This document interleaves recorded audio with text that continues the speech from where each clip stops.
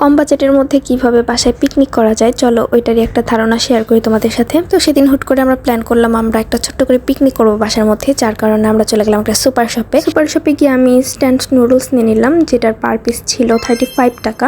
And আমরা আরও কিছু আইটেম দেখছিলাম, বাট যেগুলোর প্রাইস আসলে আমাদের বাজেটের বাইরে ছিল। ভিডিওর লাস্টে আমি তোমাদের সাথে আমাদের টোটাল কস্টটা শেয়ার করবো, মানে পার পার্সন কত টাকা পড়েছিল ওইটাই শেয়ার করবো। এরপর সুপার শপ থেকে আমরা নুডলসের পেমেন্টটা করে দিয়ে বাইরে চলে আসি। অ্যান্ড বাইরে গিয়ে ওইখান থেকে আমরা ভাবছিলাম যে আর কি নেওয়া যায় মানে রিজনেবল প্রাইসের মধ্যে। দেন আমাদের মাথায় আসলো যে আমরা তো সসেস অ্যান্ড মিটবলও নিতে পারি চাইলে। তো এখানে হচ্ছে আমরা এক একজনে একটা করে সসেস অ্যান্ড একটা করে মিটবল নিয়েছিলাম, সাথে একটা করে চিকেন ফ্রাই ছিল। একটা চিকেন ফ্রাইয়ের প্রাইস ছিল 100 টাকা অ্যান্ড মিটবলের প্রাইস ছিল 30 টাকা অ্যান্ড সসেসের প্রাইস ছিল 30 টাকা। এখানে আমাদের 160 টাকা ছিল পার পার্সনের জন্য। অ্যান্ড আমরা এগুলো নিয়ে চলে আসছিলাম অ্যান্ড ভাবছিলাম যে আমরা আর কি নিতে পারি, যেহেতু আমাদের আইটেমটা একটু বাড়ানো উচিত মনে হচ্ছিল।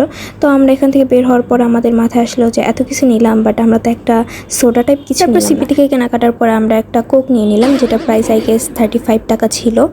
এরপর আমরা চিপস নিয়ে নিলাম, লেস চিপস, যেটা প্রাইস ছিল 50 টাকা। এখানে আমাদের কেনাকাটা ডান। অ্যান্ড আমাদের পুরো পিকনিকটা অ্যারেঞ্জ করতে এক একজনের পড়েছিল 250 টাকা করে। সো আমি নেক্সট পার্টে শেয়ার করবো কিভাবে আমরা এগুলোকে ডেকোরেট করেছিলাম। দেখার জন্য অবশ্যই চ্যানেলটাকে ফলো করে দেবে। আল্লাহ হাফেজ।